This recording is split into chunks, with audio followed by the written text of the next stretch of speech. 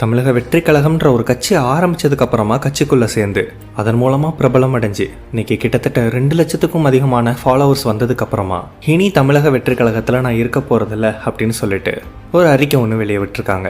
இதுதான் இன்னைக்கு அதிக அளவிலான பேசு பொருளா மாறி இருக்கு. அதை அவங்க ஏன் பண்ணாங்க, எதுக்கு பண்ணாங்கன்னு பலவிதமான காரணங்கள் சொல்லப்படுது.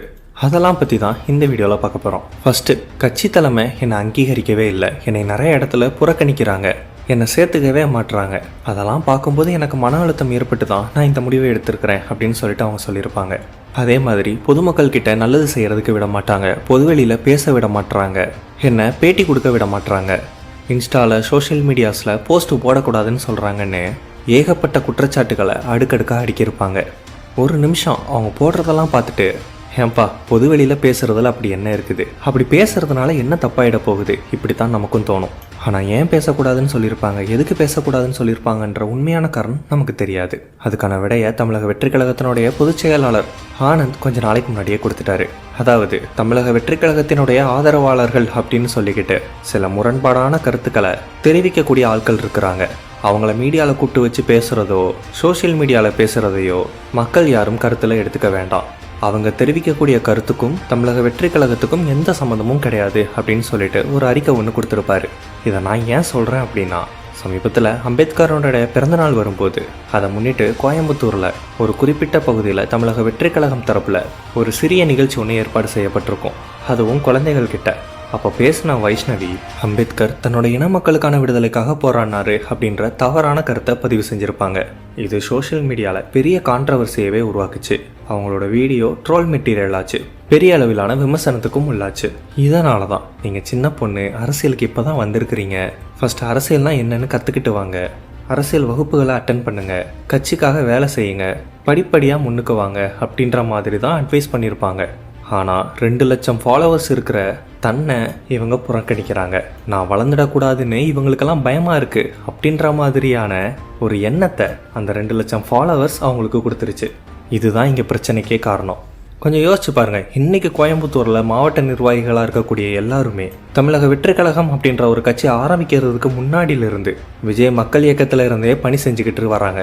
அவங்க எல்லாரும் தான் முக்கியமான பதவிகள்லையும் மாவட்ட குழு, செயற்குழு போன்ற உறுப்பினர் பதவியிலையும் இருப்பாங்க.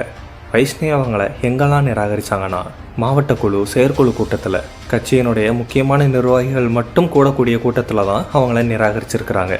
இப்போ இதிலே உங்களுக்கு விட கிடச்சிருக்கும், இதிலே உங்களுக்கு ஆன்சர் கிடச்சிருக்கும். அவங்க மாவட்ட குழு உறுப்பினரும் இல்லை, மாவட்ட செயற்குழு உறுப்பினரும் இல்லை. இதனால தான் அவங்க நிராகரிக்கப்பட்டாங்க, புறக்கணிக்கப்படலை.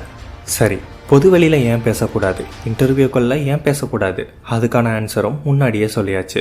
அம்பேத்கர் பிறந்தநாள் அதுவுமா குழந்தைகள் கிட்ட தவறான கருத்தை பதிவு பண்ணியிருந்தாங்க. அதை வீடியோ எடுத்து சோஷியல் மீடியாவிலும் போட்டிருந்தாங்க. அது தப்புன்னு சொல்லி நிறைய பேர் சுட்டி காட்டினதுக்கு அப்புறமும் கூட இன்னமும் அந்த வீடியோ டெலீட் செய்யப்படாமல் தான் இருக்குது. தமிழக வெற்றி கழகத்தினுடைய கொள்கை தலைவர்களில் ஒருத்தர் அம்பேத்கர். ஆனால் அவரை கூட சரியாக படிக்காமல் ஒரு மிஸ்லீடிங்கான இன்ஃபர்மேஷனை கொடுக்கறது கட்சிக்கு ஆபத்து தானே. அப்போ அவங்க அரசியல் பழகுற வர, தமிழக வெற்றி கழகத்தில் அவங்க நிரந்தரமாக ஒரு இடத்த பிடிக்கிறது வர, கட்சியோட பேரை களங்கப்படுத்துறது விதமாக அவங்க எந்த இடத்துலையும் பேசக்கூடாது அப்படின்னு சொன்னதில் என்ன தப்பு? அவங்க இப்போ தனிப்பட்ட முறையில் ஏதாச்சும் ஒரு பிஸ்னஸ் பண்ணுறாங்க, அந்த பிஸ்னஸ் பற்றி பேசுகிறாங்க, அப்படி இல்லைனா அவங்கள பற்றி பேசுகிறாங்க, இல்லை ஏதாச்சும் ஒரு மோட்டிவேஷன் ஸ்பீச் கொடுக்குறாங்க, இப்படி எது பண்ணாலும் அதை யாரும் தடுக்க போகிறது இல்லை. ஆனால் தமிழக வெற்றி கழகத்தினுடைய நிர்வாகி அப்படின்னு சொல்லிட்டு தன்னை அறிமுகப்படுத்திக்கிட்டு தமிழக வெற்றி கழகம் சார்பில் அவங்க அரசியல் பேசுகிறாங்க. அவங்க பேசக்கூடிய வார்த்தை ஏதாவது தப்பாக போச்சுன்னா, சின்ன பொண்ணு அரசியலுக்கு இப்போ தான் வந்திருக்காங்க, தப்பாக பேசிட்டாங்க அப்படிலாம் சொல்ல மாட்டாங்க. தமிழக வெற்றி கழகத்தில் எப்படிலாம் தற்கொலைங்க இருக்காங்க பாருங்க அப்படின்ற மாதிரி தான் சொல்லுவாங்க. வைஷ்ணவி அவங்கள மாதிரி நிறைய இன்ஸ்டா இன்ஃப்ளூயன்சர்லாம் டிவிக்கில் இருக்கிறாங்க. வைஷ்ணவி அவங்க எதெல்லாம் செஞ்சுருக்க கூடாது, ஒரு கட்சியில் எப்படிலாம் இருந்திருக்கணும் அப்படிங்கிறத பற்றி அடுத்த வீடியோவில் பார்க்கலாம். ஏன்னா அது கொஞ்சம் பெரிய டாபிக். நான் ஏற்கனவே சொன்ன மாதிரி நிறைய இன்ஸ்டா பிரபலங்கள் டிவிக்குள்ளே இருக்கிறாங்க. இன்றைக்கி இவங்களுக்கு சொல்கிற அதே ஒரு விஷயம் அவங்களுக்கும் பொருந்தும். இந்த வீடியோ பிடிச்சிருந்தா உங்கள் ஃப்ரெண்ட்ஸ் அண்ட் ஃபேமிலியோட ஷேர் பண்ணுங்கள். இதோட பார்ட் 2 அடுத்த வீடியோவில் பார்க்கலாம். அதுக்கு முன்னாடி நம்ம சேனலை சப்ஸ்கிரைப் பண்ணாதவங்க இருந்தீங்கன்னா சப்ஸ்கிரைப் பண்ணிக்கோங்க.